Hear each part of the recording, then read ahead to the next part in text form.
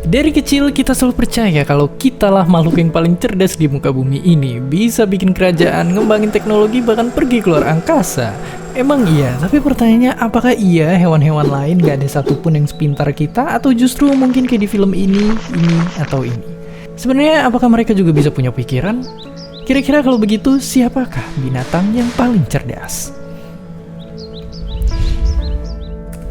Sebenarnya, pertanyaan ini bisa punya banyak jawaban. Ada banyak binatang yang cerdas dan kecerdasan mereka beda-beda semua. Kalau kita yang maksud cerdas itu adalah bisa mikir kayak manusia, maka jawabannya nggak jauh-jauh.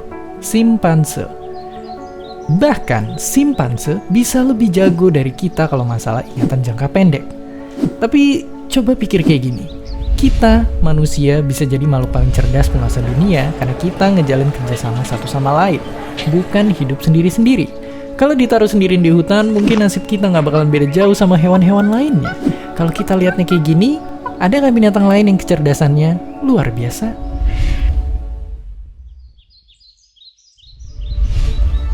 Dan bisa ditebak, pastinya ada. Faktanya, seekor semut itu nggak pintar. Saking kecilnya otak mereka, butuh 340.000 ekor semut untuk nyamain kapasitas otak seorang manusia.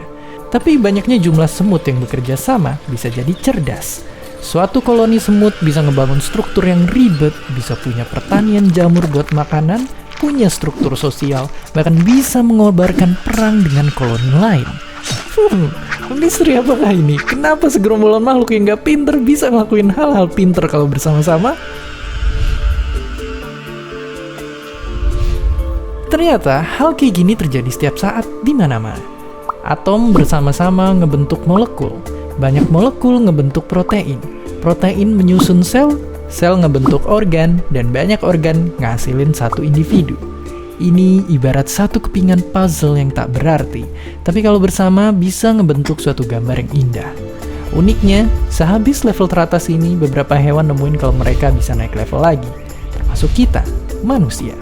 Manusia bisa kumpul ngebentuk suku, masyarakat, bahkan negara, dan dari sanalah kemajuan-kemajuan terbesar kita dapat kita temukan dan ciptakan.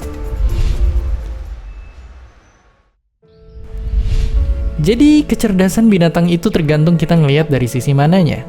Mungkin seekor simpanse jago manfaatin alat-alat di sekitarnya dan bisa berhitung layaknya manusia. Tapi, koloni semut bisa ngebangun kerajaan, beternak, dan berperang layaknya manusia juga.